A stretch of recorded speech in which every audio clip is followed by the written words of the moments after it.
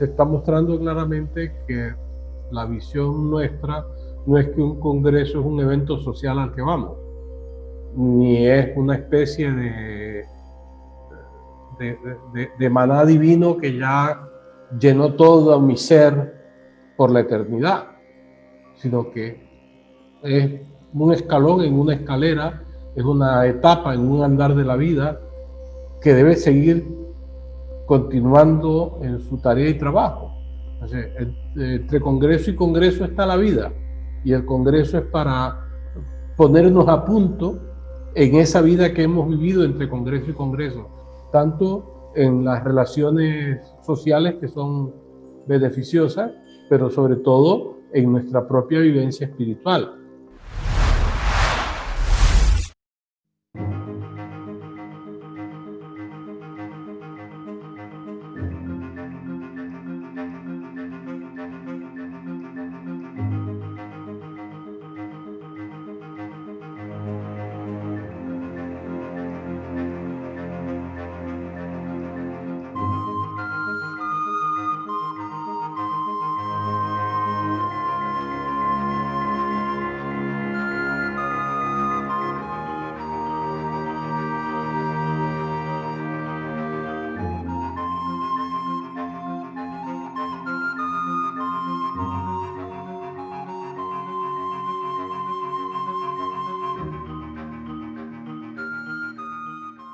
Ya que la hermana Mary, si me permite, yo empiezo con responder lo de los congresos, ya que es más corto, y después el resto del tiempo todo de la hermana Mary para su lectura y comentarios que surjan de esto. Luego, bueno, yo supongo que el hermano Faustino, el hermano Saúl igual tendrán sus comentarios que quieran hacer, y vamos a ir en ese orden, ¿no? Yo, con el tema de importancia, por qué y para qué se realizan congresos gnósticos, que es lo que nos atañe, debo empezar aclarando que un congreso gnóstico es un evento de carácter espiritual, académico y profesional, organizado por nuestra comunidad para hacer una puesta en común de los progresos, conocimientos, investigaciones y tendencias de nuestra especialidad gnóstica. Y deben organizarse de manera tal que sus ponentes sean expertos con influencia, crédito y valía dentro de nuestra institución, o un invitado que sea autoridad en el tema a exponer. ¿Por qué es importante asistir a los congresos? Los congresos son una importante fuente de conocimiento, actualización y aprendizaje, tanto para los estudiantes gnósticos como para sus instructores, líderes y directivos. Para los estudiantes gnósticos es fundamental fortalecer el aprendizaje de los conceptos gnósticos, saber de casos y de experiencias que se comparten y que se debaten con respecto de la actualidad, tanto gnóstica como del mundo que estamos viviendo. Los congresos gnósticos tienen como propósito exponer experiencias, éxitos y también los fracasos del trabajo gnóstico, tanto personal como institucional. También revisar conceptos doctrinarios para actualizar sus contenidos de acuerdo a los conocimientos de la época e introducir modificaciones de tipo litúrgico y eclesial si fuera necesario, debido a los cambios de legislaciones de los países donde las instituciones están establecidas. Así que asistir y participar de los congresos gnósticos es una gran oportunidad para aprender, ganar y compartir experiencia, además de poder montar nuestra propia línea de trabajo en favor del sacrificio por la humanidad y valorar los resultados que cada uno obtiene con ese trabajo. Los congresos son necesarios para mantenernos actualizados gnósticamente. Y en la vida gnóstica yo siempre he considerado que cuanto más conocimiento puedas adquirir, mejor.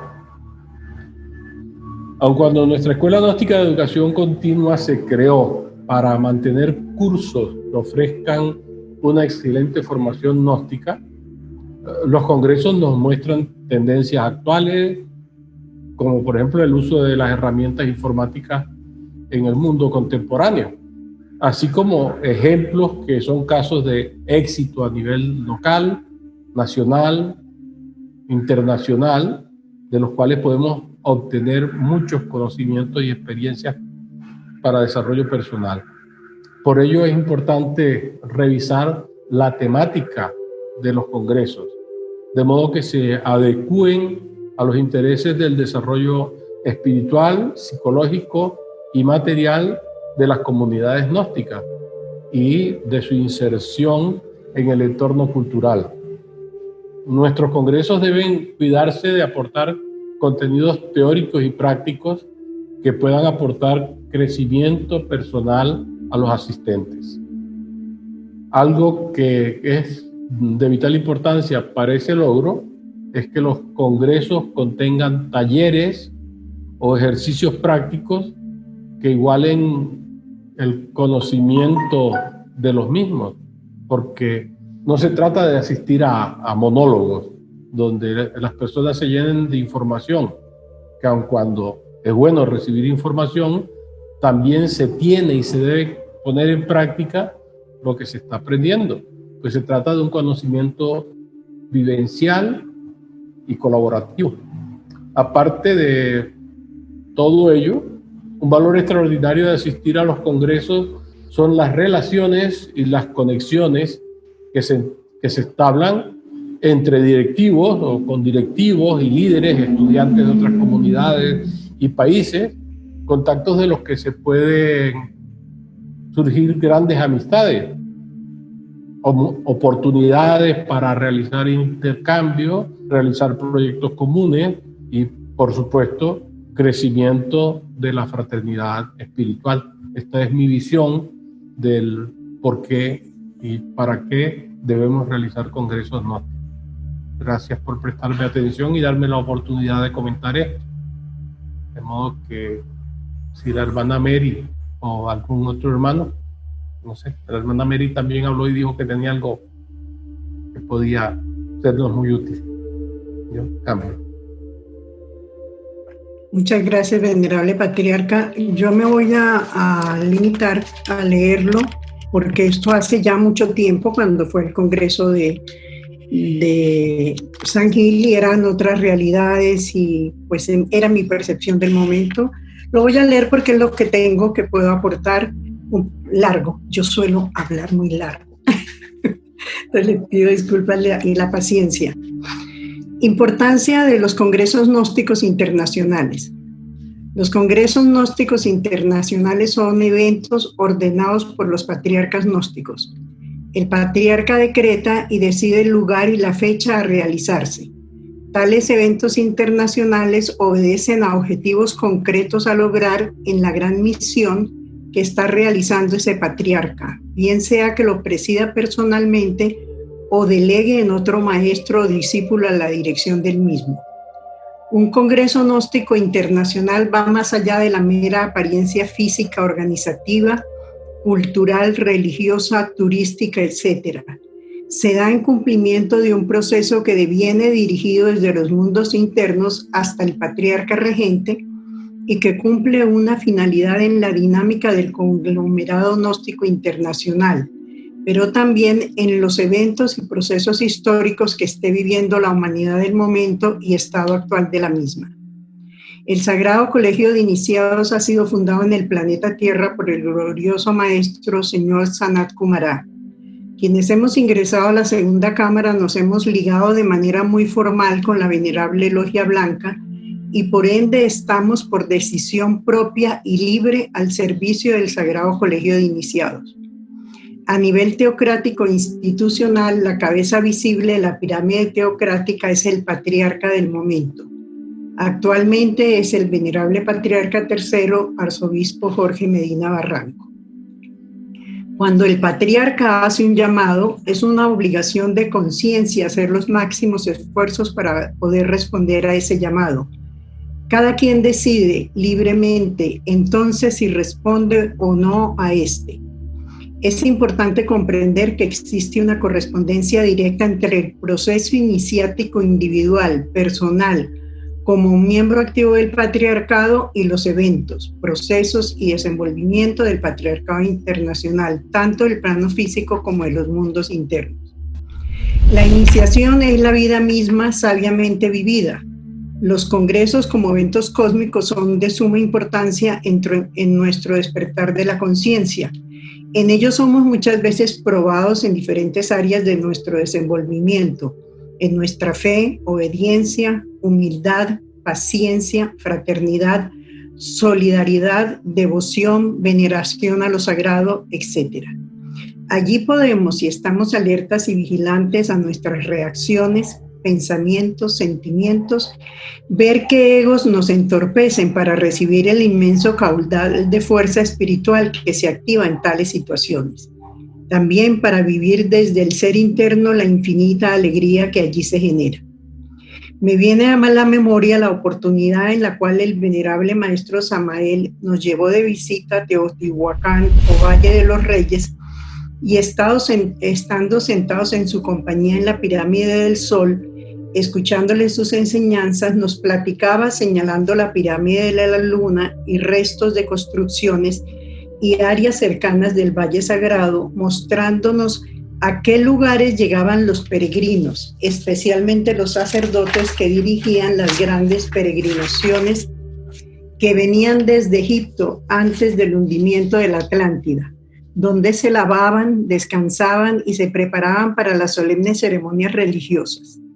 Celebraban con gran pompa y solemnidad el buen término de esa tremenda travesía. Eran guiados por el Manú Vasvaivata de la época. Nos explicaba cómo esa gran travesía era un ejercicio iniciático formidable que ponía a prueba a los iniciados. Algunos perecían en el trayecto, otros se enfermaban, y para quienes lograban seguir al gran guía era un inmenso logro físico y espiritual el haber cumplido la jornada sagrada, la gran peregrinación, y cada quien obtenía internamente aquello para lo cual estaba preparado, adquiría grandes méritos y avanzaba en el camino sagrado. Para mí personalmente, asistir a un congreso gnóstico internacional o a cualquier convocatoria que venga de nuestro patriarca se asemeja a esas sagradas peregrinaciones. Asistimos a algo trascendental, concurrimos a un llamado divino y cada quien recibirá internamente aquello para lo cual esté listo, de acuerdo a los méritos de su corazón y al trabajo realizado. Tuve la oportunidad de estar cerca del venerable maestro Samael en diferentes oportunidades y siempre fueron eventos grandiosos para mi mundo interno, donde podía aprender, avanzar o donde pudiera haberme alejado. También hube de acompañar al venerable maestro Varga Kuchinis en muchas reuniones y eventos nacionales e internacionales, y siempre fue un constante aprendizaje para aplicarlo a mí misma, a mi vida, y cuando ha sido posible transmitirlo a otros. Pude observar que en cada congreso internacional al cual asistí se dieron tremendos eventos cósmicos que conmovieron al patriarcado internacional en sus miembros y en sus instituciones. Guadalajara. La fuerza del venerable maestro Samael dirigió personalmente ese importantísimo congreso, el último que presidió en el plano físico antes de su desencarnación. Allí se plasmaron tremendos logros como fueron el Gran Concilio Internacional, donde hizo entrega de la Santa Liturgia y presidió él mismo y enseñó los procedimientos de la liturgia. Congreso Internacional de las Damas Gnósticas.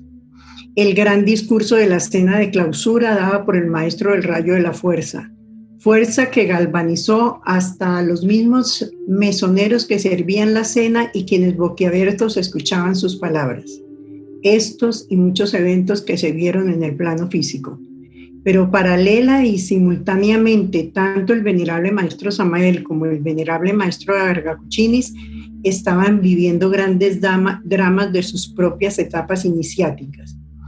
Aquellos discípulos que estaban pendientes y observaban pudieron percibir cuántas cosas trascendentales iban sucediendo, tanto a ellos como a los otros bodhisattvas allí presentes, para bien o para mal. Todo ello igualmente hacía resonancia en la vivencia interna de cada discípulo, de su iniciación, para bien o para mal. Luego vino el Congreso de Caracas. Allí de nuevo, además de la programación oficial del plano físico, se dieron tremendos eventos institucionales que en lo físico y en lo interno cambiaron para siempre las instituciones del patriarcado. Y allí vimos cómo el venerable maestro Ergacuchinis, patriarca segundo, nos dijo: aquellos que quieran aceptar el legado testamentario del venerable maestro Samael pueden seguirme. Al igual que Moisés guió al pueblo elegido en el desierto, aquellos que quieran aceptar la sucesión teocrática en orden y en silencio, vamos a abandonar esta sala y yo les guiaré. Posteriormente vino Guayaquil. ¿Cuántos eventos pudimos apreciar, para bien y para mal? Ya desde allí se pudo observar el giro que iban a tomar algunos dirigentes y asimismo las instituciones. Allí pudimos, con lágrimas en los ojos, captar cómo claramente el patriarca segundo, venerable maestro Ergacuchinis, anunciaba indirectamente el traspaso de mando, el cambio generacional, su despedida para un futuro más o menos cercano. Hasta aquí los he guiado como a niños y ahora me corresponde guiarlos como adultos por cuanto ya hay discípulos preparados para dirigir. Y cómo iba cerrando su sagrada misión y abriendo el camino para su sucesor. Cartagena, aún más claramente, muestra la transición al entronizar como soberano comendador a nuestro actual patriarca tercero Jorge. Posteriormente, y por estar fuera de la América, solo pude asistir de nuevo a un congreso internacional en Quito, para maravillarme de cómo los venerables maestros patriarcas predecesores, Samael Aún Weor y Garga Cuchinis, habían sabido preparar a su sucesor, y mediante eventos aparentemente triviales para quienes no pudieron captar su profundidad, habían hecho producirse una selección natural de excelentes y maduros hermanos y dirigentes gnósticos para rodear al tercer patriarca, quien ha logrado dirigir sabiamente un pueblo más maduro, más preparado, más listo y dispuesto a transitar el camino de la autorrealización íntima del ser, de la cristificación. Es muy corto el espacio para hablar de tantas anécdotas y vivencias al lado de nuestros amados maestros predecesores y resaltar la importancia de aprovechar la oportunidad cósmica que representa un congreso internacional.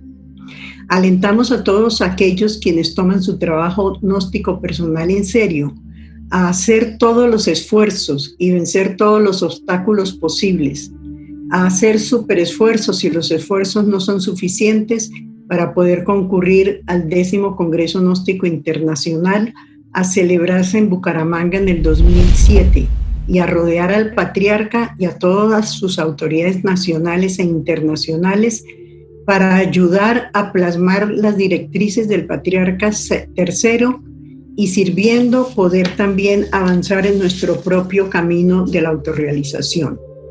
Este congreso es una real peregrinación para reunirnos con quienes, al igual que nosotros, viven el camino duro del filo de la navaja, lleno de peligros por dentro y por fuera, como nos dijera nuestro querido patriarca primero, venerable maestro Samael Aún Weor. Es también una oportunidad feliz de disfrutar el reencuentro con nuestros queridos hermanos gnósticos de todos los países, a quienes generalmente solamente en estas reuniones podemos volver a ver. Ánimo a todos y nos vemos en Bucaramanga en el 10º Congreso Internacional de las Instituciones del Patriarcado Internacional del linaje de los venerables maestros Samael Aún Weor y Garga Cuchinis. Termino recordando las palabras que con frecuencia nos decía el venerable maestro Garga Cuchinis: arriba los corazones.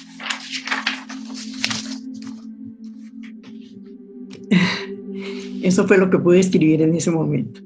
Cambio. Fuera. Excelente. Excelente, mi querida hermana Mary.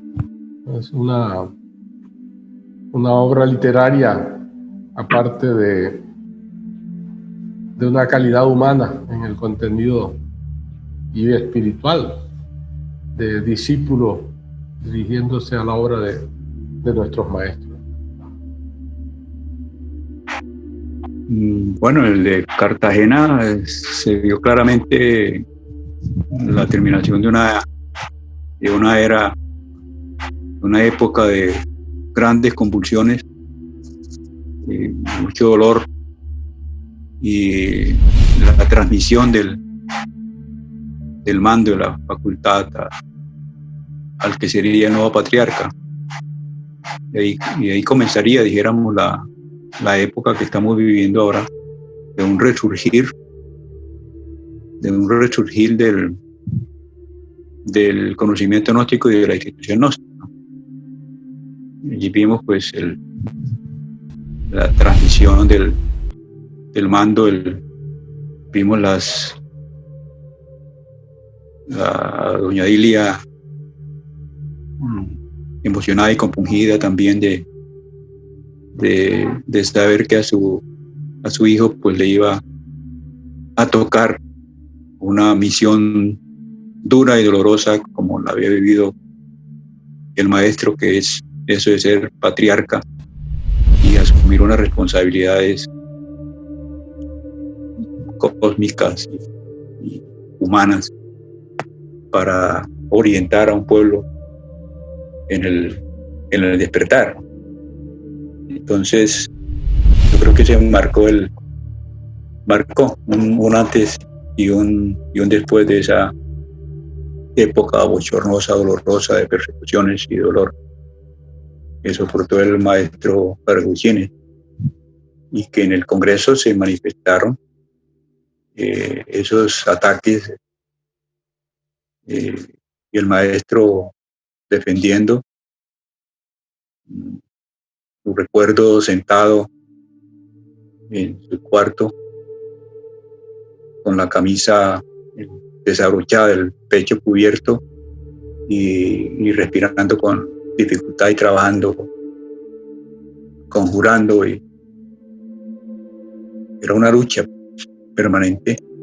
Y decía yo, el maestro sufriendo y luchando aquí por nosotros, y nosotros abajo los que estábamos en las sesiones, dormidos sin darse cuenta de la lucha de este ser para poder sacar adelante este maravilloso evento. Yo creo que eso sería, ya lo demás lo dijo la hermana Mary, el patriarca, en el sentido de estos congresos. Cambio. Sí, yo tuve la oportunidad de participar en el Congreso del 91 en Cartagena. Pues por esos días estaba el maestro Paraguchini en casa del hermano Faustino, y ya veníamos saliendo cuando él me dijo, nos vemos en Cartagena. Yo no quería creer lo que él me estaba diciendo, ¿no? Entonces me regresé y me dijo, maestro, por favor me repite. Y recuerdo que estaba el hijo del hermano Pedro Bolívar allí, y me dice, que nos vemos en Cartagena. Y digo, bueno, maestro, con mucho gusto. Y entonces fuimos a ese congreso y fue bien, una experiencia maravillosa, a la vez de las jornadas que teníamos que hacer, porque nos íbamos todos los días para Barranquilla y nos regresábamos todas las madrugadas a Cartagena. Nos salíamos a las 4 de la mañana para estar allí en el Congreso y poder estar como participante y ser testigo presencial de esa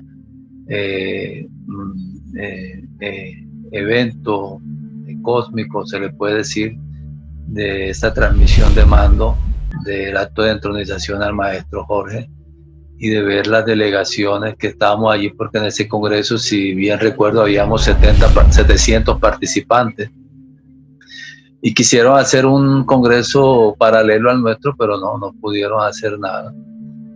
En ese congreso yo observaba a las comunidades y veía que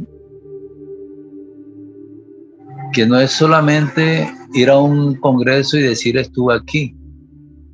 Como bien decía el maestro Jorge ahorita, es los lazos, la fraternidad, el aprendizaje, todo lo que se desarrolla en un evento de eso, y y compartir con todas esas delegaciones, ver las manifestaciones de las experiencias de los hermanos participantes y ver que de allí o se sale fortalecido para continuar en el camino del linaje de los maestros, o se sale convencido de las ideas que trae cada persona a un congreso, porque es una fuerza que te ayuda a salir o a desviarte aún más del camino por lo que tienes en tu mente, por lo que tú traes consigo que quiere que te confirme un maestro. Allí recuerdo que un hermano no recuerdo si fue de Puerto Rico, de Santo Domingo, de esa sesión, le hacía una pregunta al maestro Garrecuccini para mí con el objetivo de que el maestro le confirmara su idea, y el maestro le dice: primera noticia que tengo de eso. Entonces, es importante el estar en esa oración constante hacia los maestros y hacia la Madre Divina, para que mis propias ideas no me desvíen del camino, porque todos esos esquemas mentales nos llevan a desviarnos del camino. Después participé de los demás congresos que se han realizado. También tuve la oportunidad de estar con nuestro querido maestro Jorge en una supuesta inauguración de un sumum en Camiri, Bolivia, que eso el mismo día que el maestro fundó o consagró ese lugar, se desbarató, porque los silfos y sílfides arrancaban el techo de ese lugar. Era fuerte la experiencia allí. Me tocó oficiar de guardián y era terrible la fuerza de los elementales allí, de ver cómo eso lo querían arrancar de raíz, considero yo, porque era unas ideas de hermanos que construyeron eso con el objetivo que el maestro Jorge le diera poderes. Y el maestro Jorge ha sido bien claro con la escuela que las cosas tenemos que ganárnoslas trabajando, mostrando el trabajo, no ideas ni proyectos, porque ideas y proyectos hay muchos en el mundo. Allí de Camiri pues tuve una experiencia muy, muy bonita, porque salir de allí solamente era en la noche, porque el transporte era bastante pesado. Al maestro lo transportaban Juan Carlos Traverso, que vivía en Santa Cruz, pero a mí me tocó alquilar una buseta de una empresa de transporte y contratarle y pagarle todo los pasajeros, ¿no? Entonces yo lo que hice fue que todo el que quería venirse yo le vendía el pasaje como buen comerciante. Había unos hermanos que habían salido la noche anterior, nosotros salimos al día siguiente y nos los encontramos en el camino, y entonces nos encontramos como en un restaurante allí en el paso de Camiri hacia La Paz, hacia Santa Cruz, y entonces se querían montar al transporte, y entonces le decían: si te quieres montar, primero tienes que hablar con Saúl, porque él no acepta que nadie se monte si no ha pagado antes.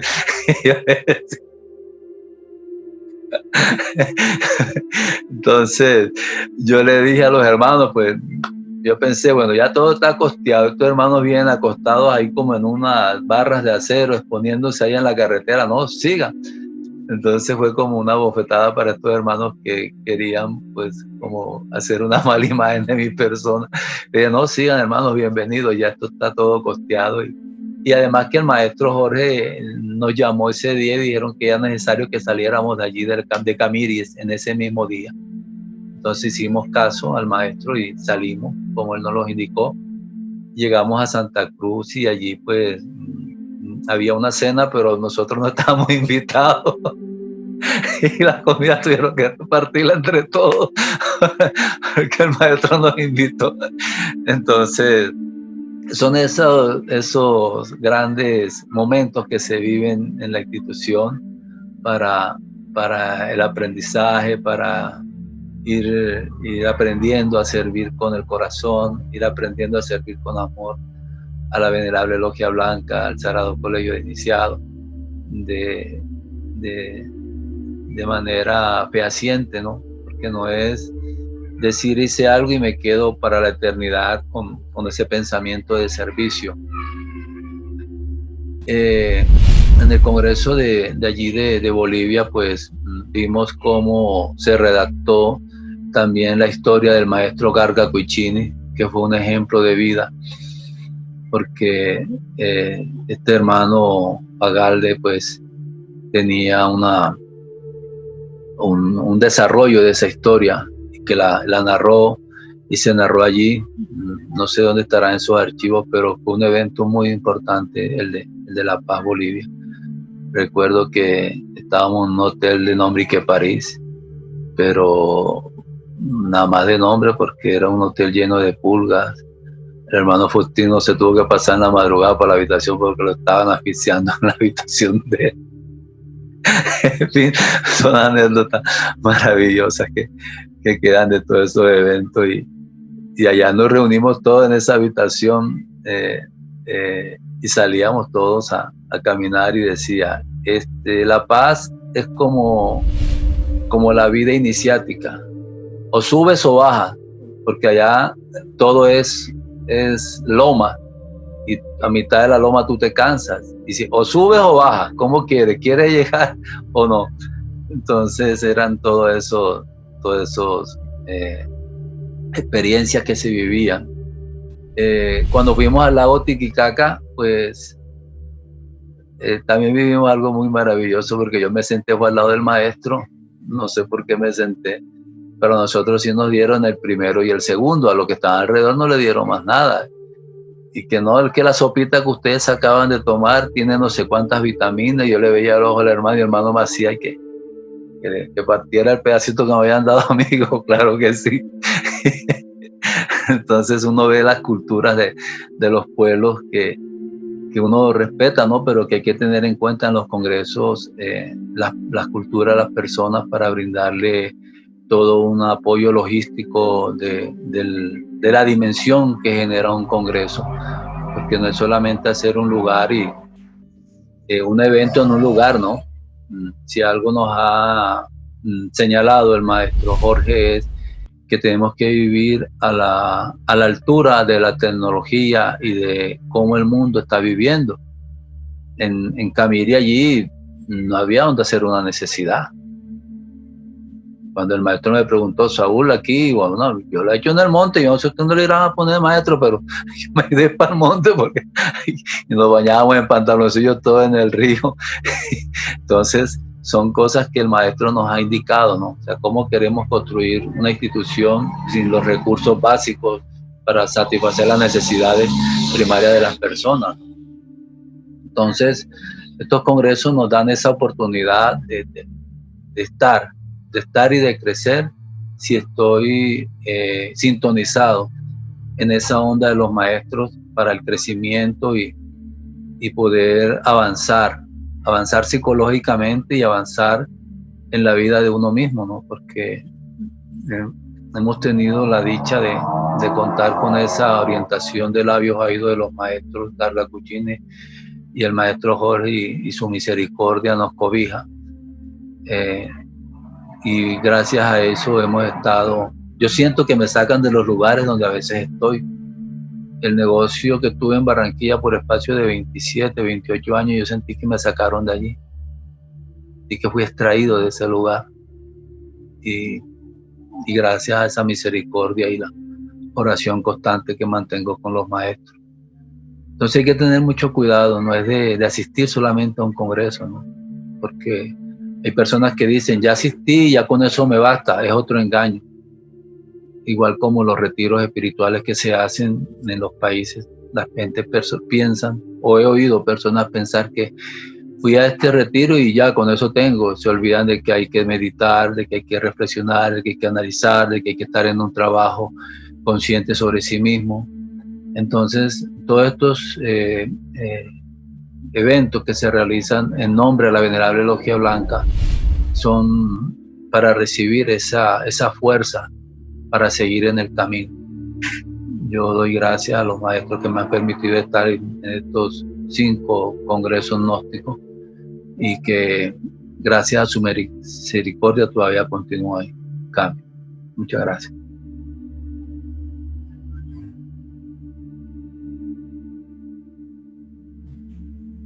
Sí, yo creo que es extraordinario este tipo de encuentro, sobre todo que lo estamos grabando, porque va relatando experiencias y vivencias que pueden ser útiles a otros hermanos y hermanas del camino que lo escuchen, porque se está mostrando claramente que la visión nuestra no es que un congreso es un evento social al que vamos, ni es una especie de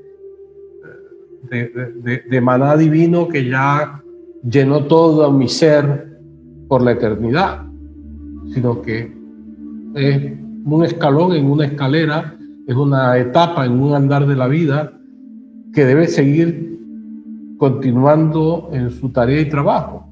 Entonces, entre congreso y congreso está la vida, y el congreso es para ponernos a punto en esa vida que hemos vivido entre congreso y congreso, tanto en las relaciones sociales que son beneficiosas, pero sobre todo en nuestra propia vivencia espiritual. Ese congreso, ¿qué voy a aportar a él? ¿Qué me va a aportar a mí? ¿Qué estado de alerta, percepción voy a tener para vivenciarlo? Y a mí me encantaría, como decía al comienzo el hermano Saúl, hablar mucho de esto, porque a mí me sirve también el ver los recuerdos de cada uno sobre la revisión de los propios recuerdos, porque la gente ignoramos normalmente que nuestros recuerdos son nuestra fantasía, o sea, son mis sueños, son mis percepciones, mi manera de ver las cosas, y que muchas veces no coinciden con la realidad, como el evento que ha comentado el hermano Saúl sobre el creer de la presencia de una persona en un lugar, pero eso no es nada, el de creer que uno ha hecho algo en un lugar que no ha sido eso, como me ocurría el otro día en una revisión con mi esposa Flor respecto a eventos ocurridos en México cuando estuvimos con el maestro Samael, que yo los ubicaba en Torreón, Coahuila, pero haciendo revisión con Flor sobre muchos de los elementos, era donde ella lo recordaba, que era en Zacatecas. ¿Sí? Y claro, ella me hizo recordar cosas que efectivamente ocurrieron en Zacatecas y en San Luis Potosí y no en Torreón, y yo los estaba mezclando, pero a la vez ella se dio cuenta que le estaba ocurriendo lo mismo y que incluso hay eventos que yo recuerdo claramente que ella no los recuerda, o sea, como si no los hubiera vivido cuando los hemos vivido juntos, pero eso es la realidad de la memoria humana y de la mente humana. O sea, y no darse cuenta de eso es vivir dormidos, vivir en ensoñaciones. Es decir, mis recuerdos son mis recuerdos, pero no son la realidad. Mis percepciones son mis percepciones, pero no son la realidad. Nosotros la realidad no la conocemos, porque la realidad para nosotros está oculta por nuestras percepciones. O sea, nada más tendríamos que hablar del tema de la luz. O sea, el espectro electromagnético es inmenso, va desde empieza en el menos infinito y termina en el más infinito. Y nosotros solo vemos una pequeña línea, que es la del arco iris, o sea, la luz de los colores, la luz que nosotros percibimos, que no percibimos lo que perciben los perros, los murciélagos, que además perciben por el sonido, lo que perciban las ballenas, lo que perciban los demás animales, los insectos. Nosotros percibimos un pequeño espectro de la realidad. Y hay la gran cantidad de la realidad que la perdemos. Estoy hablando solo de lo visual. Nosotros no podemos movernos de noche en la oscuridad y hay muchos animales que se mueven así. De modo que ahí hay luz visible para sus percepciones, pero es luz invisible para nosotros, al igual que al revés, animales que no pueden salir en la luz del día porque para ellos es invisible esa luz, de modo que no se pueden mover. sumemos el oído, sumemos nuestros 5 sentidos, sumemos las ultrapercepciones y nos daremos cuenta que nuestro espectro de percepción de la realidad es muy minúsculo en comparación a la realidad. De modo que este tipo de revisiones nos van abriendo nuestra visión interior, nuestra percepción interior, nuestro darnos cuenta de lo dormido que vivimos los seres humanos y de cómo nuestro vehículo terrestre, el cuerpo físico, es un elemento importantísimo para el trabajo de realización, pero no es más que una carcasa inservible para el desarrollo espiritual. Por eso el maestro Samael habla de la importancia de desarrollarse para percibir en los mundos internos. Y luego lo que decía el maestro Garga Cuchines, por enseñanzas del maestro Samael, y guardar silencio sobre esos aprendizajes internos. Y conecta con el tema de la idea de la logia blanca que está preguntada y que pues más adelante comentaremos un poco sobre estos hechos. O sea, el hermetismo es una responsabilidad personal, precisamente por todo eso, porque no somos capaces de percibir la realidad, de modo que podemos comentar sobre la realidad. Bueno, mi percepción, mis recuerdos, pero eso no es la verdad. Otros estarán viendo otra verdad muy distinta sobre el mismo evento, sobre el mismo acontecimiento. De modo que los congresos nos dan la oportunidad de probar nuestra propia vida entre congreso y congreso. Es decir, he avanzado yo en mi camino, en mi trabajo espiritual, estoy cumpliendo con mi tarea interior. Aquí van a ocurrir eventos, como lo ha dicho tanto la hermana Mary como el hermano Saúl y el hermano Faustino, van a ocurrir eventos que me pueden sacar, que me pueden desviar, que me pueden hacer coger un camino equivocado o que me pueden ayudar a subir en mi propia escalera interior, en mi propio cambio de nivel del ser.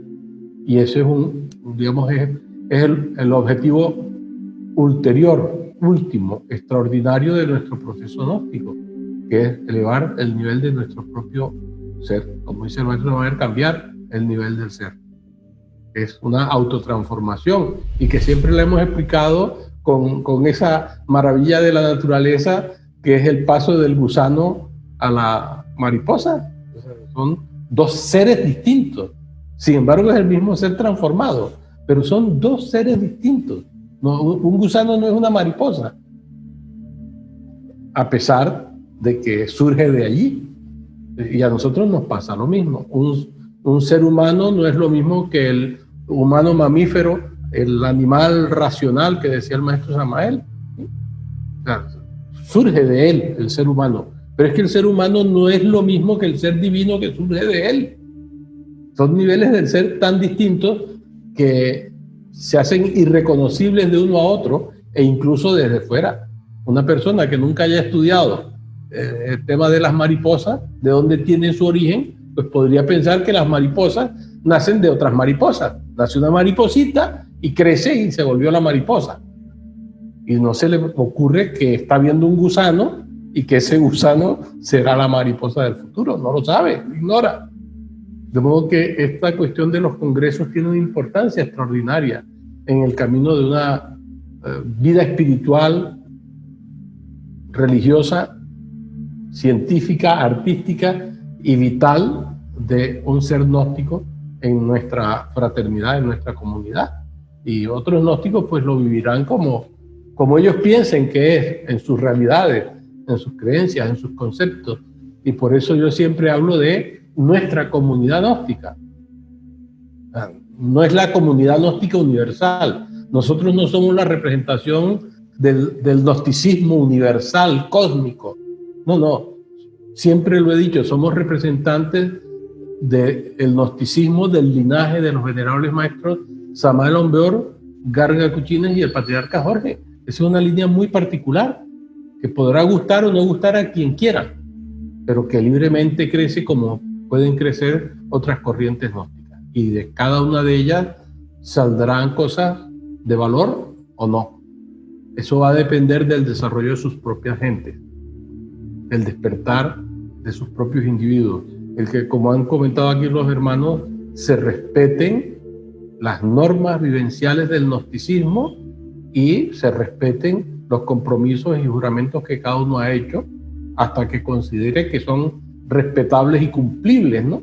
Porque eso, por ejemplo, que se comenta de que el maestro Samael habla, las grandes peregrinaciones de Egipto a México y que morían gentes en el camino. Bueno, y eso se relata sobre Moisés también, pero se dice que estuvo 40 años en el desierto. Ahí muere mucha gente. Pero ¿realmente ocurrió así? ¿Cómo ocurrió? ¿Qué fue lo que realmente sucedió? Y además el mundo ha cambiado. El mundo ha cambiado. Es decir, yo cuando escucho a los maestros y a los contactados de extraterrestres decir cómo se mueven esos seres en naves extraordinarias, no solo hacen viajes interplanetarios, sino también viajes interestelares, o sea, que tienen capacidad de moverse por nuestra galaxia en distintos espacios dependiendo de la capacidad tecnológica de los seres. ¿Cómo vamos a pedir nosotros que vivamos como hace 5.000 años atrás o 500 años atrás? ¿Por qué no vivir en ese futuro maravilloso que ya tienen otros seres del espacio, ¿no? Entonces, crear nuestra comunidad hacia el futuro. El pasado han sido experiencias del pasado. Es decir, yo esas cosas las veo que son maravillosas como historia, pero no para pensar que debe ser la repetición continua, porque ese es el único camino de realización. Porque según eso, los seres que viajan en estas naves interestelares no tienen ninguna realización, porque tienen excelente comodidad, y lo que relatan de cómo son sus vidas y de cómo son sus niveles de ser, no se está hablando de lo que ocurre en nuestro planeta. Pues, yo creo que nuestro gnosticismo debe conducirnos a ese desarrollo del ser con la eliminación del ego, o sea, que yo disfrute de una gran vivienda, de un gran bienestar material, no porque tengo ego, sino porque la sociedad ha logrado que todos los seres humanos podamos vivir de esa manera por el simple hecho de la dignidad de ser humanos, de ser hijos de humanos. Y es lo que el maestro Samael Aumbeor llamó la revolución gnóstica, o sea, una revolución psicológica donde yo me cambio para mejor de la humanidad, no para acabar y volver hacia los pasados y decir es que si no andamos como le ha tocado a los hermanos que lo relatan, entre pulgas y entre el barro. Y yo también hice esas cosas cuando hice el curso de misionero, pero luego la vida me ha concedido que muchas de estos nuevos eventos no los haya vivido. Es decir, que he ido cómodamente. Cuando digo cómodamente, pues he ido en carro hasta lugares donde la gente no va en carro, he caminado donde me ha tocado caminar, pero he dormido cómodamente, relativamente, de acuerdo a la comodidad del lugar. En fin, que he estado en otro nivel, que sería el nivel que, como lo han dicho los hermanos en esta conversación, deberíamos tener todos. Hay que considerar la comodidad de todos. O sea, ¿qué crimen es que se haga un congreso donde todos tengan un baño en el que estar? Una ducha en la que bañarse. Un lugar donde cambiarse en la intimidad y no tener que andar entre pulgas, entre cucarachas y entre baños vestidos porque no podemos desnudarnos.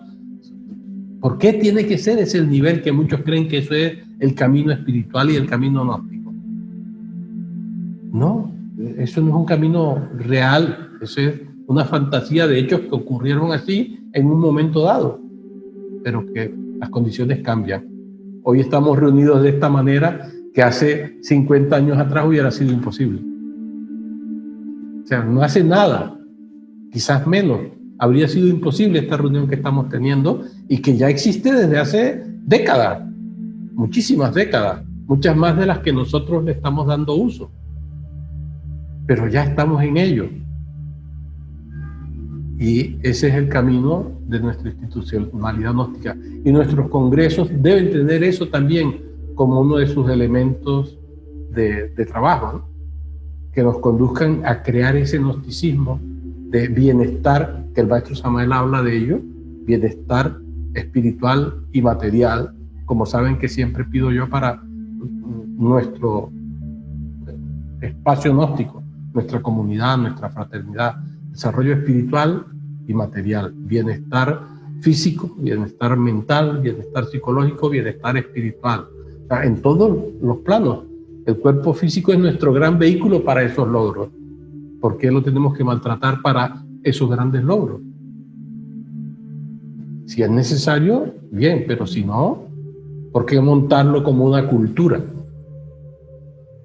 Que es como muchos pretendieron, y el maestro Garga Guchínez nos dijo, y los hermanos Saúl, Mary y Faustino son testigos, que él decía, ¿por qué quieren llevar la gnosis a los arroyos? Hay que sacarla de allí y ponerla en el lugar que la gnosis merece. O sea, con otras palabras, a cada uno y en determinados momentos, pero esa idea, ¿no?, de el gnosticismo se tiene que mover con calidad humana y con calidad espiritual. Entonces, con esto yo termino mis comentarios, y si se quiere comentar algo más de los congresos, porque se han dicho cosas extraordinarias, sería interesante escuchar también.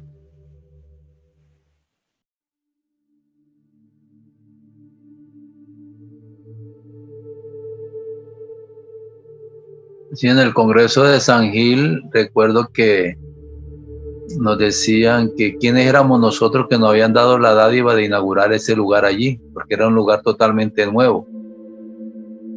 Y fue maravilloso estar ahí en San Gil, en medio de toda esa comunidad gnóstica, y ver los avances que íbamos teniendo institucionales, que ya no estábamos en cualquier sitio, ¿no? Logramos que nos entregaran ese sitio para inaugurarlo. Fue maravilloso, y vamos creciendo en toda esa organización para darle a nuestros hermanos participantes esa comodidad que nos merecemos. No es que eso sea humildad. La humildad es otra cosa, ¿no? Entonces, estar en esos estándares de vida para todos, pero sin olvidarnos de un trabajo continuo que tenemos sobre sí mismo, y el apoyo a nuestra institución, porque somos las manos de los maestros de la Fraternidad Blanca aquí en la tierra. Entonces, disculpa, el hermano Saúl, antes de que se me vaya, porque está relacionado con lo que comentaste de la humildad, creer que la humildad es la pobreza y la miseria y la ausencia de bienestar. Lo que decía el maestro Garga Guchínez al respecto, no serán las palabras textuales de él, pero él decía que mucha gente eran humillados de la tierra y creían que eran humildes, es decir, vivían en la pobreza porque no podían dejar de ser pobres, y entonces se las daban de que eran pobres porque era el camino que habían elegido. Y yo de esas enseñanzas del maestro Garga Guchínez aprendí a decirle a la gente: tú no has renunciado a la riqueza porque nunca la has tenido, primero hazla. Cuando seas rico, renuncia a ella. Haz como el Buda, como Siddhartha Gautama. Él era príncipe y renunció a todo ello para entrar al camino. Entonces sí, pero tú has nacido pobre y te mantienes igual. ¿De qué me estás hablando de que has renunciado a la riqueza? ¿Sí? Que esa es la creencia que el yo se monta para satisfacer sus incapacidades de transformar su propia vida. De modo que, discúlpame que te haya interrumpido, pero es que eso es importante, que nuestra gente reflexione sobre esas cosas, ¿no? Es necesario, maestro, porque ayuda a engrandecer, ayuda a tener más conocimiento, porque como usted bien lo decía en una ocasión, el maestro Jesús no andaba en burro en Jerusalén no porque era humilde, sino porque no había más en qué transportarse. Ese era el vehículo del jet del momento. Entonces hay que entender eso, ¿no? Porque en varias ocasiones me dicen: mira, esa persona ha sido humilde. Digo, ¿humilde o pobre? Eso no es ser humilde, o sea, estar arrastrado por la vida y pasar por todas esas circunstancias de no tener que comer, eso no es ser humildad. No confunda la humildad. Entonces es aclararnos entre nosotros y ayudarle a aclarar con esta historia a muchos que van a escuchar esto, porque esto se va a compartir, hermano Richard. Aquí te respondo la pregunta que me hacías qué día. Esto es para compartirlo con todas las comunidades, también sacarlo en YouTube, porque es eso, ¿no? Es contar nuestra historia desde nuestro linaje, no por peleas y que fulano de tal se llevó, no, nosotros no nos interesa eso, porque como bien lo relataba el maestro Jorge, cuando el maestro decía, recuerdo eso y lo interpreto con mis palabras, que había que se estaban llevando ciertos bienes, ¿no? Entonces no es la pelea con nadie, sino el estar consciente del trabajo que hay que realizar, de la ayuda que hay que darle a los demás. Entonces es eso, es estar en lo que se debe estar, ¿no? Entonces eso es lo importante de toda esta historia contada por lo que hemos vivido cada uno de nosotros en todos estos eventos maravillosos que la divinidad nos permite estar y participar de todo ello. Cambio. La hermana Mary, el hermano Faustino, algún comentario más que seguro que toda esta conversación ha despertado en vuestras mentes recuerdos e inquietudes que sería interesante comentarlos ahora, ¿no? Por lo que acaba de decir el hermano Saúl, es un testimonio histórico que vale la pena que ahora que todavía estamos aquí algo quede, ¿no?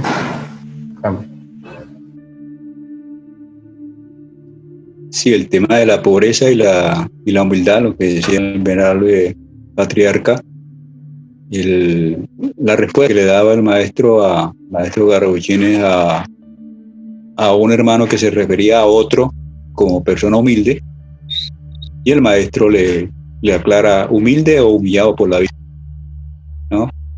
Y tener claro eso que decía nuestro venerable patriarca de que renuncia a la riqueza, renuncia a ser rico, pero es que si nunca he sido rico, ¿a qué renuncié, no? Me parece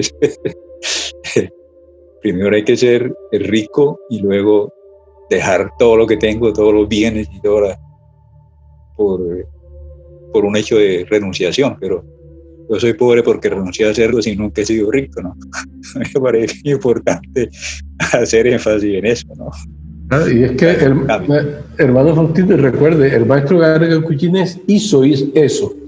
Él era un hombre rico, tan rico era en su momento que en la Sierra Nevada hay un territorio que se llama la Diliester, o sea, una zona que se llama Diliester, y se llama así por una finca de papá que era el nombre de mi madre. O sea, que esa finca era tan importante en su entorno que dejó como marca el territorio. Y uno busca en internet, en la Sierra Nevada y Ampía, y encuentra que ahí aparece un territorio que se llama Diliester. O sea, era una persona con mucha influencia económica y con mucha riqueza. O sea, su riqueza puesta hoy a lo que él tenía en aquel entonces eran millones de dólares. O sea, eran 2 fincas inmensas, eran representaciones de venta, tenía una fortuna aceptable, digamos que de nivel medio, pero bastante grande para su entorno cultural y social en el que vivían. Y él renunció a eso para entregarse al trabajo gnóstico, o sea, y lo virtió todo en que se publicaran los libros del maestro Samael. O sea, que es algo que quieren borrar. O sea, los primeros libros se publicaron con los dineros del maestro Garrabuchines y los regaló, no se vendieron, los regaló porque el maestro Samael le dijo que los regalaran, porque eso todo, el maestro sabía que nadie iba a querer comprar lo que él decía allí, pero fue esa obra del maestro Garrabuchines que anduvo por Colombia y los primeros viajes a Panamá y Venezuela, todo eso, con sus contactos espiritualistas que él tenía y con otras gentes que tenían otros contactos, pues toda su riqueza la convirtió en eso, pero no solo que hizo esa inversión, sino que además renunció al tiempo de trabajo en su empresa para dedicarlo al tiempo de trabajo en la gnosis, y eso también condujo a que se hundiera todo, ¿no? Y a que le quitaran las representaciones y a que le quitaran y perdiera sus propiedades, pero fue la entrega al camino espiritual gnóstico, una renunciación absoluta a su riqueza, como lo hizo el Buda Siddhartha Gautama. De modo que esa historia no la registran, ni la cuentan, ni la dicen, no existió, pero es un hecho real que ocurrió. Disculpe la interrupción, hermano Faustino. Disculpa, Faustino. ¿Y qué más? Que está siendo contada por una persona que vivió en carne propia esa renuncia del maestro, como es nuestro maestro Jorge, que la puede contar con el sentimiento y la emoción de haber vivido todos esos momentos difíciles en esa familia patriarcal, y que el pueblo necesita conocernos, que él renunció a todos esos bienes, a todas esas comodidades por el bien de la gran obra del Padre. Muchas gracias, maestro, por recordarnos esa historia contada de labios a oídos, como se llama este chat de voz de este hijo y maestro gnóstico de nuestro maestro Vargas Pichini. Muchas gracias por hacernos partícipe y conocer esa historia realmente. Bueno, queridos hermanos, ahora con esta edad les estoy diciendo eso, y si tuviese quejas del yo, desde el ego, desde el sentimiento y los millones de herencia que yo perdí, pero sí que yo ahora sería riquísimo. ¿Cómo hizo eso el loco de mi padre? No, es el camino extraordinario del trabajo gnóstico. Y yo sé, por ejemplo, que mi hermano mayor Álvaro sí sufrió esa pérdida. O sea, para él sí fue una locura lo que hizo papá, perder el bienestar y comodidad que se tenía a terminar con él en la cárcel. Y nosotros comiendo de compras de ollitas de caldero, porque mamá no podía hacer la comida con 4 hijos y con el marido en la cárcel. O sea, fue una vida muy dura, después de vivir en toda una gloria de bienestar, ¿no? O sea, de vivir en habitaciones cómodas a pasar a compartir habitaciones los hermanos. O sea, cosas así, ¿no? De reducción del estado de bienestar, en fin, que si yo no lo viví mucho, sí conocí las fincas, viajé a ellas, paseaba en los carros de papá cuando niño, y de ahí a pasar a ver una bicicleta que compartían mis hermanos mayores y que yo no podía usar porque no sabía, ni había tiempo. Con 2 que la usaban, ya la bicicleta estaba ocupada. De modo que esa es una realidad que viví, de haber tenido la posibilidad de hoy ser millonario por herencia, si lo hubiera manejado bien y no lo hubiera despilfarrado, a haber recibido de herencia, gracias mijo por haber nacido en el hogar. O sea, y ya te hemos preparado y ahora gánate la vida. Y esa fue la herencia que mis padres, por lo menos recibí yo, ¿no? Después mi preparación como ser humano, como persona y como profesional para que saliera adelante. De modo que gracias, hermano Saúl, por su comentario. Cambio.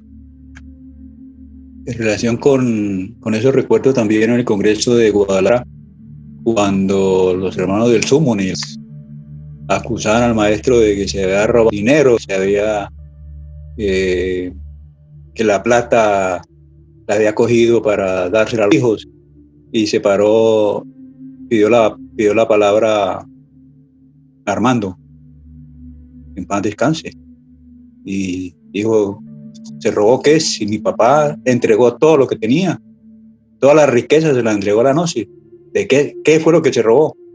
Estaba defendiendo y reclamando. Es decir, ¿qué fue lo que se robó si entregó toda la riqueza a la Gnosis? Para contrarrestar las acusaciones de que se había robado, que estaba haciendo negocio con la Gnosis. Cambio. Sí, esos recuerdos, si los traemos, se decían cosas como que todas esas propiedades que pertenecían al movimiento gnóstico y que se robaron, los que acusaban al maestro Garga Cuchines de habérselo robado. Entonces fueron los ladrones los que empezaron a decir, es que usted se ha robado. Ellos sacaron el bulo de que había repartido esas propiedades a nombre de sus hijos. Ninguna estaba ni a nombre de él ni a nombre de ningún Medina. Muchas de ellas estaban a nombre de la institución que se la cogió Joaco y su gente y la repartieron. Pero habían otras que estaban a nombres personales porque las comunidades, confiando en el líder espiritual del lugar o el que más trabajaba, pues se puso por el motivo que fuera a nombre de alguna persona, pues también se quedaron con esas cosas, pero no había nada a nombre de la familia. Y efectivamente lo que ocurrió fue que un hombre rico entregó su riqueza al servicio del nacer de la doctrina de la Batara de Acuario. El nacer de la doctrina en cuanto a su publicación y difusión. Y si eso no hubiera ocurrido, no hubiera ocurrido. Y no me cansaré de repetirlo una y otra vez hasta que se aburra la gente. Entonces, yo puedo cambiar la historia y decir que en vez de Jesús de Nazaret podía haber sido Perico Palote, y que en vez del Buda Siddhartha Gautama podía haber sido el Buda John Smith, y poner lo que quiera. O sea, la historia no sería historia. Alejandro Magno no tiene importancia, podía haber sido cualquier chino o cualquier indio americano. O sea, todo eso es mentira. O sea, los hechos que ocurrieron porque las personas que lo hicieron tenían la valía, el valor y la capacidad de hacerlo. Tenían el poder personal para hacer ese esfuerzo. Y el maestro Garga Cuchines tuvo, como Julio Medina, ese esfuerzo de sacrificarse para nacer como Garga Cuchines, entregando su riqueza. Y nunca se cogió un centavo de las riquezas del gnosticismo. Y antes, al contrario, hay hermanos que saben, y aquí están presentes, terminó sus días prácticamente de limosna y caridad, de la bondad de aquellos que seguían considerándose sus discípulos. Porque la gran mayoría abandonó la aceptación del maestro Garga Cuchines porque les dijeron que era un ladrón. Y esa es una otra realidad, como muchísimos terminaron considerándolo un ladrón, un delincuente, y hay gente que lo ha repetido por todo el mundo. Son tan buenos discípulos del mal que no les importa saber la verdad, sino que repiten lo que se dice sin conocer la historia. Entonces, pues, ahora estamos, después de toda una vida y al final de ella, empezando a hablar de estos temas que nunca hemos puesto en la palestra de las discusiones del mundo.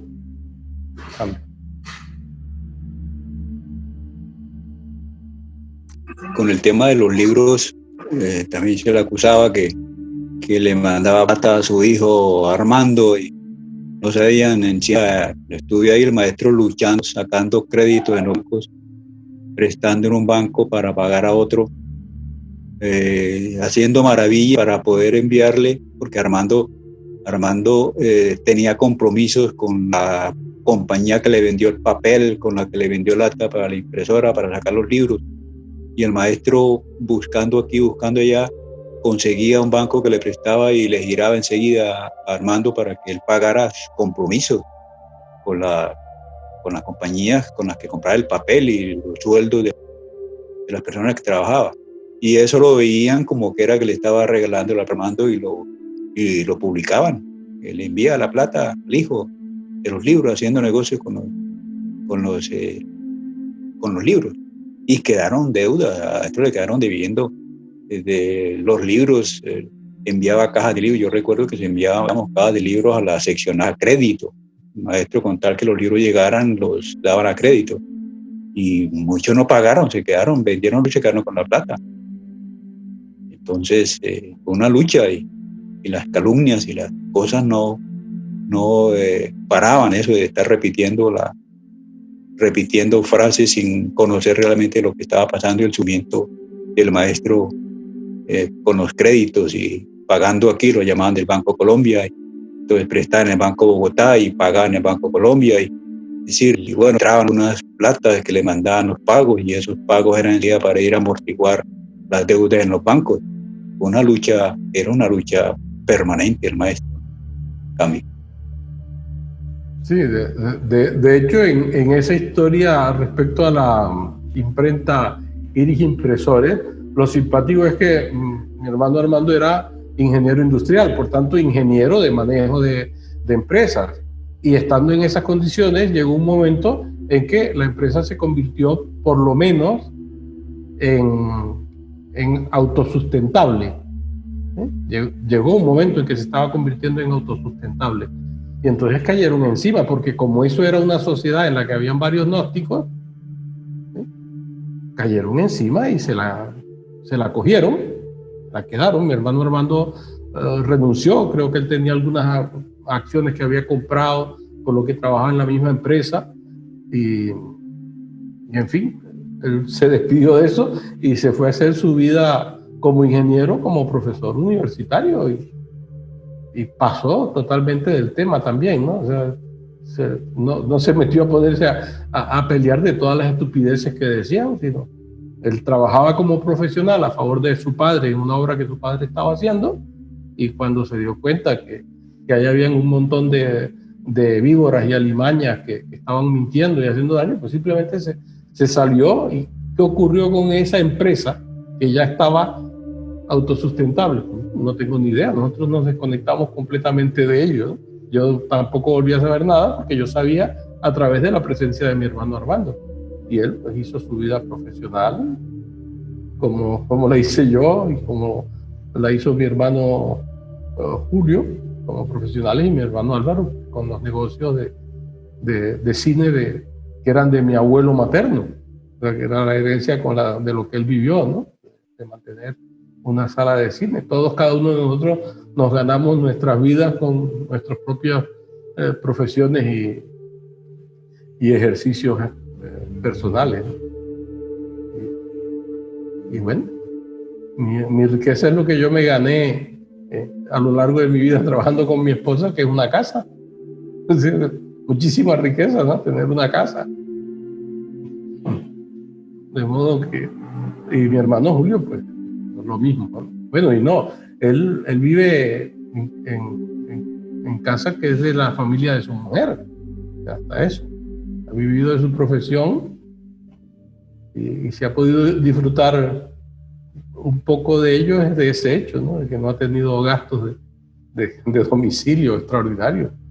Maravilloso. Yo no sé si al final es propiedad de ellos por herencia o no tengo ni idea, porque tampoco si no me cuentan, no pregunto, ¿no? Pero sé que hemos llevado cada uno nuestra propia vida profesional, como lo han hecho los 3 hermanos con la hermana Mary aquí, el hermano Richard, o sea, cada uno ganándonos nuestras vidas. Y eso es lo que hemos querido transmitir como espíritu de responsabilidad en nuestra institución, que seamos capaces de mantener nuestras propias vidas, y que si la institución genera recursos, sea para bien de la institución y que algo pueda llegar a las personas que están prestando servicios. Por ejemplo, yo que sé, que un misionero tiene que dar una conferencia y no tiene para el local. Pues si la institución tiene y él está preparado, pues mira, ese día alquilamos un local. Si no hay una gente que lo haga, o yo que sé, si se le puede ayudar con un transporte, ¿vale? Pero cuando esa persona esté trabajando, no que diga, no, pero es que yo quiero vivir de la institución, porque nuestra institución no tiene dinero para que nadie viva de ella, ¿no? Nadie vive de ella. Entonces, hemos creado nuestra propia forma de trabajar, humilde, sencilla, pero trabajadora. Humilde quiere decir porque las riquezas se las llevaron otros y nosotros estamos trabajando con nuestro buen hacer humano, simple y sencillo, pero a favor de la doctrina de la batalla de Acuario y la obra del venerable maestro Garry Aguillín. Ese es nuestro linaje. Carmen. Y el tema de la imprenta, entiendo, se quedó después que le quitaron eso al maestro, renunció Armando, que se quedó Jaime Colmenares, que también se alió con los de Bogotá, con José Torres, y la gente que le quitaron, se apoderaron de la personería jurídica de la iglesia, y se quedó y se convirtió en una librería, Y cuando murió Jaime Colmenares, esta es la esposa de él, es la que manejaba esa librería hasta hace varios años, más de 10 años estuve en Bogotá y había una librería que llamaba ahí Iris Impresores, pero era una sencilla librería donde vendía libros de todo tipo, ¿no? En eso quedó convertida Iris Impresores, que pudo haber sido una impresora importante, ¿no?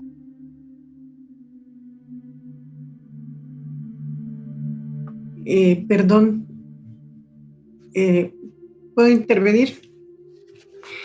Tengo en mi mano un boletín gnóstico, que fue otra obra que hizo el maestro Argacuchinis y con el hermano Faustino, que creo que tú estabas con él trabajando, que es una fuente de información muy interesante. Tengo justamente este boletín, es el número 20, que es de octubre y noviembre de 1983, y era el órgano a través del cual el maestro Argacuchinis informaba a las comunidades de su actividad, de sus labores, de lo que él dirigía. Y en esta justamente está hablando del problema de Iris Impresores y cómo lo acusaron, cómo decían que sí, que no le pagaban los libros que sacaban y entre los discípulos decían no le mande la plata al maestro, que él lo que tiene allá es viviendo al hijo bien, así que no necesita la plata. Fijaban los libros y después no los pagaban. Eso pasó en Venezuela también. Y pasó en Venezuela el hecho que también los que se separaron de la dirección del venerable maestro Argacuchinis se quedaron con todas las propiedades, incluido el Lumen de Lumine, y cantidades de bienes que habían sido de la institución. O sea que lo que ellos acusaban y hablaban en contra del maestro eran ellos, realmente no era más que una proyección de lo que ellos hacían, porque ellos se quedaron con todo. Y el maestro lo que hizo fue el trabajo y pagar las deudas que muchas veces no eran de él, porque le tocaba pagar, como él dice aquí, y lo acaba de decir el hermano Faustino, los bancos le cobraban intereses de mora porque no se pagaban los préstamos a tiempo para poder hacer los libros que le sirvieron a tantísima gente a nivel mundial. Cambio.